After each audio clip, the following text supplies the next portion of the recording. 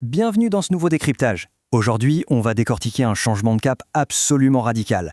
On va se plonger dans la masse d'informations fascinantes issues de la grande conférence de presse du capitaine Ibrahim Traoré qui marquait le premier anniversaire de la proclamation de la RPP au Burkina Faso.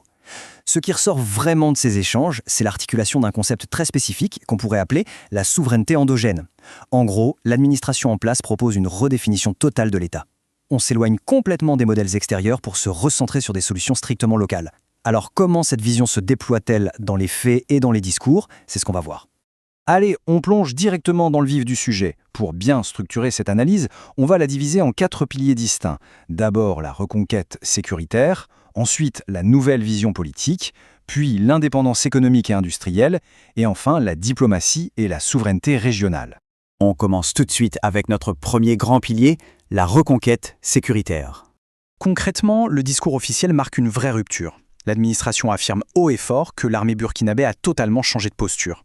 Elle serait passée d'une attitude attentiste, où c'était l'adversaire qui dictait le rythme, à une approche vraiment proactive. Et ça, selon eux, c'est en rejetant catégoriquement les formations militaires étrangères pour privilégier des tactiques purement locales, pensées pour le terrain. Le résultat, mis en avant, c'est la reconquête de territoires qui étaient perdus depuis près de 10 ans, comme Baraboulé. Il y a aussi la montée en puissance impressionnante des VDP, les volontaires pour la défense de la patrie, réorganisés en 2022. C'est ce maillage local qui permet aujourd'hui à l'armée de reprendre l'initiative vers des carrefours stratégiques comme Nadiagou ou des zones reculées comme Pétoli. Et ça nous amène directement à l'indicateur clé mis en avant par le gouvernement pour prouver que ça marche. Selon leurs chiffres, le nombre de personnes déplacées internes est passé de près de 2 millions à moins d'1 million. Cette dynamique de retour des populations chez elles, c'est vraiment brandi comme la preuve ultime de l'efficacité de cette nouvelle doctrine. Ce qui nous amène logiquement à notre deuxième pilier, une toute nouvelle vision politique. Et là, la stratégie sécuritaire s'accompagne d'une remise en question frontale des modèles de gouvernance habituels. Le contraste établi par l'administration est pour le moins saisissant. La démocratie à l'occidentale est purement et simplement rejetée. Elle est décrite comme un vecteur de chaos et d'ingérence, avec la Libye souvent citée comme l'exemple typique de l'effondrement que ça provoquerait.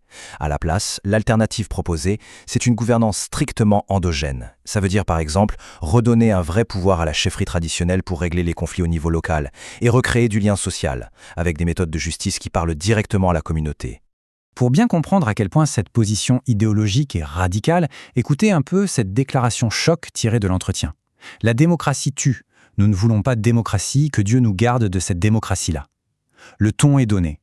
C'est avec ce postulat hyper tranché que l'administration justifie la suspension des partis politiques classiques qu'elle accuse d'avoir fracturé la société et nourri la corruption. Et c'est exactement là qu'intervient le concept fondamental de la RPP. La révolution progressiste populaire, ce n'est pas juste un programme gouvernemental. Dans l'esprit des dirigeants, c'est censé être une transformation profonde de la mentalité sociétale. Le but affiché, c'est d'instaurer un patriotisme sans faille, de booster la production locale et de tourner le dos au modèle jugé impérialiste pour se réapproprier les traditions africaines. Cette dynamique cible tout particulièrement la jeunesse, avec des réformes prévues dans l'éducation pour façonner ce qu'ils appellent une élite révolutionnaire. C'est clairement un pari sur le temps long.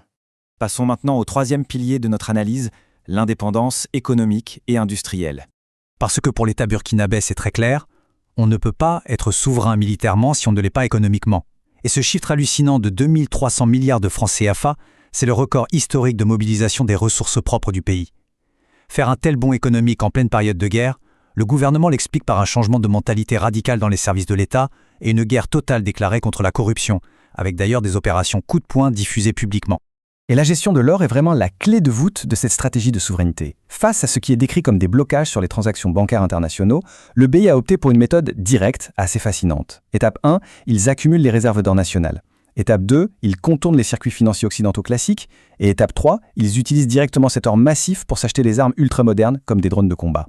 C'est un modèle de transaction quasiment inédit aujourd'hui, assumé comme un impératif absolu de survie. Le point crucial, du coup, c'est cette marche forcée vers l'autosuffisance, parfaitement résumée par leur slogan « Mon assiette, ma fierté ». L'idée, c'est de couper les importations pour tout fabriquer sur place. Le blé emporté, on remplace par la culture locale. Des vêtements étrangers, on veut transformer le coton burkinabé directement sur le territoire d'ici 2026. Pareil pour l'huile de cuisson avec le pressage de tournesol local. L'objectif, c'est la réappropriation complète de ce que la population consomme. Et on retrouve cette même ambition titanesque pour les infrastructures. L'administration affirme en avoir fini avec les méga-contrats donnés aux multinationales étrangères. Par exemple, l'autoroute Ouakabobo en 4x2 sera construite avec du matériel acheté par l'État lui-même. Il y a aussi l'APEC, une structure d'actionnariat populaire où ce sont les citoyens qui financent et exploitent les mines d'or. Enfin, pour soutenir tout ça, il vise la souveraineté énergétique en prévoyant une nouvelle centrale électrique dans chaque région. Ce qui nous amène enfin à notre quatrième et dernier pilier, la diplomatie et la souveraineté régionale. Pour blinder cette fameuse souveraineté endogène, le pays rebat totalement les cartes de ses alliances internationales. Du coup, on peut se poser la question, comment cette administration gère-t-elle les regards extérieurs, genre les ONG des droits de l'homme ou les condamnations européennes? Eh bien, la position de l'administration est extrêmement polarisante. Toutes les critiques qui viennent de l'extérieur sont vues comme de l'ingérence pure. Le chef de l'État va jusqu'à dire que l'Occident et certaines ONG protègent indirectement les terroristes. Pour le gouvernement, les vrais défenseurs du droit à la vie, ce sont les soldats sur le terrain. La conclusion de Traoré pour les observateurs étrangers, c'est, et je cite, qu'ils s'occupent de leurs oignons. Voilà, le message a le mérite d'être clair. On assiste donc en direct à un renversement spectaculaire de la diplomatie régionale. Le Togo, par exemple, est érigé en partenaire frère, surtout après avoir extradé l'ancien président Damiba. À l'inverse absolu, la France et l'Union européenne sont formellement repoussées, étiquetées comme des puissances impérialistes. Et au milieu de tout ça, l'Alliance des États du Sahel, l'AES, qui regroupe le Niger, le Mali et le Burkina, devient la colonne vertébrale absolue de leur politique, avec l'ambition assumée d'aller vers une vraie fédération. Maintenant, il y a un aspect de ce décryptage qui intrigue tout le monde à l'international, c'est quelle est la véritable nature du partenariat avec la Russie? Là-dessus, l'administration est catégorique. La Russie est présentée uniquement comme un fournisseur d'armes hyper stratégiques, qui ne pose pas de conditions politiques et avec qui on partage des tactiques de combat. Le gouvernement martèle un point précis. Il n'y a aucune troupe étrangère qui se bat sur le sol burkinabé à la place de l'armée. L'idée même de remplacer un ancien colonisateur par un nouveau tuteur est balayée d'un revers de main. C'est une guerre locale, menée par des forces locales. D'ailleurs, pour résumer ce basculement géopolitique, le chef de l'État a utilisé une métaphore assez saisissante. Il prévient que l'hiver noir est arrivé. C'est un avertissement lancé aux autres nations africaines. Selon cette vision, le monde se polarise à l'extrême et les pays du continent doivent d'urgence s'unir pour arrêter de se faire exploiter, sinon ils risquent tout simplement de geler sur place dans ce nouvel ordre mondial impitoyable.